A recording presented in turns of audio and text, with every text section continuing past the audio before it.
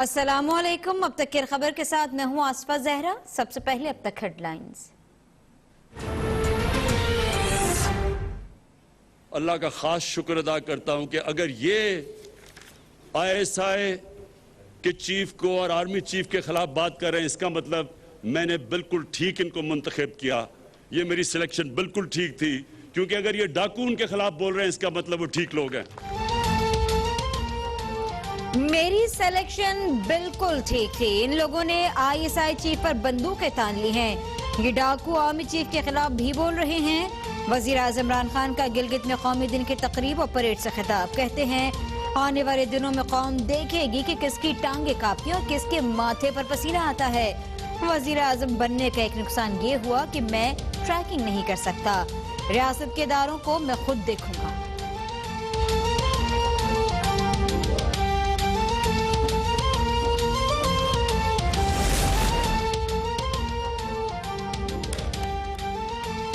वजीर आज़म ने कहा मुझे मईशत और इलेक्शन पर ब्लैकमेल करने की कोशिश की गई। मैंने कहा धांधली हुई है तो इलेक्शन खोल दो, और ये भाग गए।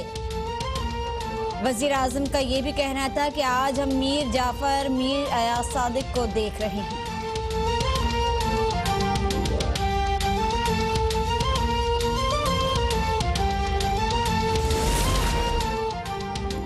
वजीर आज़म इमरान खान का गिलगित बल्तिस्तान को सूबाई हैसियत देने का ऐलान। गिलगित में तकरीब से खिताब में कहा GB को सूबा बनाने का फैसला अक़वाम मुत्तहिदा की करारदाद को मद्देनजर रखकर किया। गिलगित के पैकेज पर इलेक्शन की वजह से बात नहीं कर सकता। जब तक कुराकरम हाईवे नहीं बनी थी, ये इलाका पीछे था। सिक्योरिटी फोर्सेस की वजह से आज मुल्क महफूज है। मोदी के दौर में भारतीय मुसलमानों पर सबसे ज्यादा जुल्म हुआ।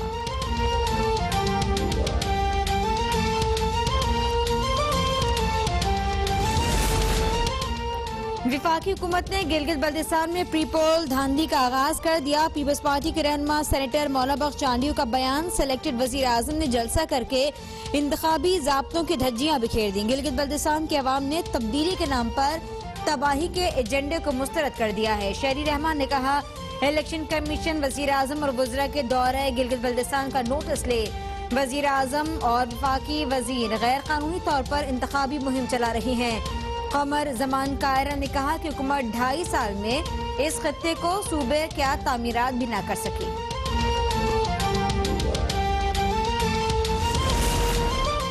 आवाम के सब्र का पैमाना लबरेज हो गया। इस्लामाबाद की जानिब चलने का वक्त आ गया। ना मौलाना की तरह धरना देंगे, न वापस आएंगे। अमीर जमात इस्लामी सिराजुल हक का बाजोड़ में जलसा-ए-आम से खिताब। कहा कीमतों में कमी नहीं करोगे तो हम आगे बढ़कर गिरेबान पर हाथ डालेंगे। जमात इस्लामी जलजले सैलाब के दरमियान आप में मौजूद थे। क्रिकेट खेलना और काम है, हुकूमत करना और काम। आज हुकूमत ने बगैर किसी जंग के कश्मीर इंडिया के हवाले कर दिया। क्या नून लीग और PPP के दौर में लोग मिसिंग नहीं होते थे?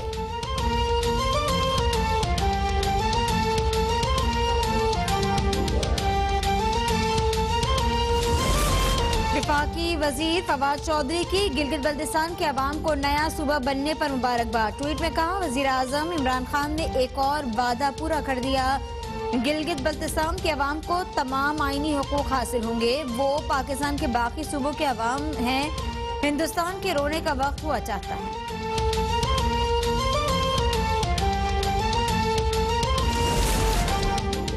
सियासत और जुर्म को अलग रखना होगा। सियासत और पाकिस्तान के कौमी मफाद में सुख लकीर को मानना होगा। विफाकी वजीर इत्तला शिबली फराज का ट्वीट। कहा नवाज शरीफ के मफादात और कौमी मफादात में फर्क कौम समझती है। नवाज शरीफ के हवारियों को भी ये मानना पड़ेगा।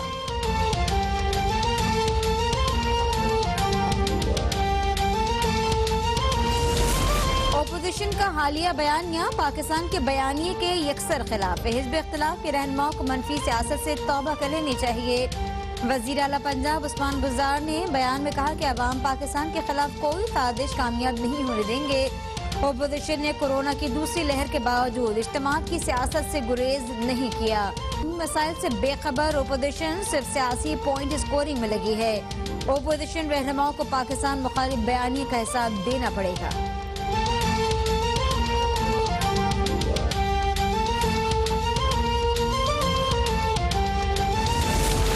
ना हमने एनआरओ मांगा, ना इमरान खान से एनआरओ चाहते हैं। मेरी कही हुई बात को हुकूमत अफवाज पाकिस्तान पर डाल रही है जो मुनासिब नहीं। साबिक स्पीकर और नून लीग के रहनुमा एयाज सादिक का वीडियो बयान, कहा कि इमरान खान की नाअहली है कि भारतीय परचम और मोदी की तस्वीर पाकिस्तान में लगवा दी गई।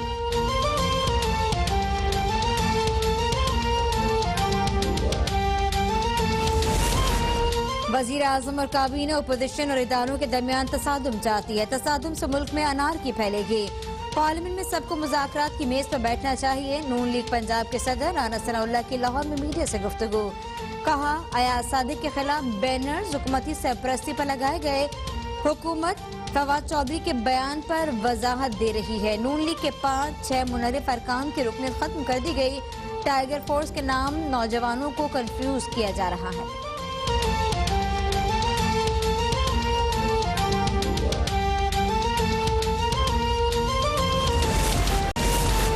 भारत की एक और साजिश बेनकाम। भारत फ्रांस में मुकीम पाकिस्तानियों के हवाले से जाली खबरें फैलाने लगा। पाकिस्तान ने फ्रांस में पाकिस्तानियों को मुल्क बदर करने की भारतीय खबरों की तरदीद कर दी।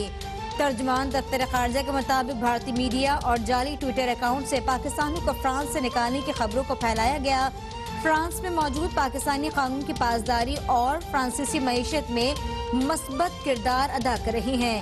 हालिया पेशरफ्त के बाद उनकी तरफ से किसी किस्म की मुश्किलात की कोई शिकायत नहीं मिली।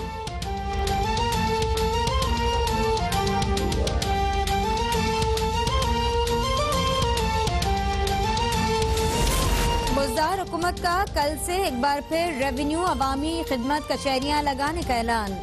वजीर आला पंजाब ने कहा कि कचहरियों में अवाम के रेवेन्यू से मुताल्लिक उमूर मौके पर हल किए जाएंगे। अफसरान सुबह 10 से दोपहर 3 बजे तक अवामी खिदमत कचहरियों पर मौजूद रहेंगे। कचहरियों में दुरुस्तगी, रिकॉर्ड, अफराद का इजरा, इंतकाल के अंदराज, रजिस्ट्री और रेवेन्यू से मुताल्लिक मामलात हल होंगे।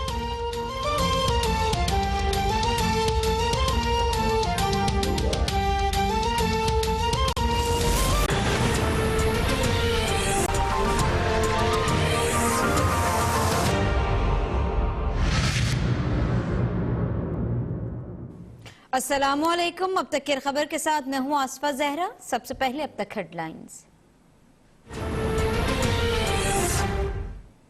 अल्लाह का खास शुक्र अदा करता हूं कि अगर ये ISI के चीफ को और आर्मी चीफ के खिलाफ बात कर रहे हैं, इसका मतलब मैंने बिल्कुल ठीक इनको मुंतखब किया। ये मेरी सिलेक्शन बिल्कुल ठीक थी, क्योंकि अगर ये डाकू उनके खिलाफ बोल रहे हैं, इसका मतलब वो ठीक लोग हैं। मेरी सिलेक्शन बिल्कुल ठीक थी। इन लोगों ने ISI चीफ पर बंदूकें तान ली हैं।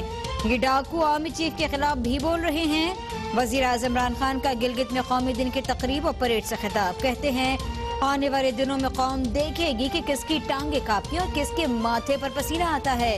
वजीर आज़म बनने का एक नुकसान ये हुआ कि मैं ट्रैकिंग नहीं कर सकता।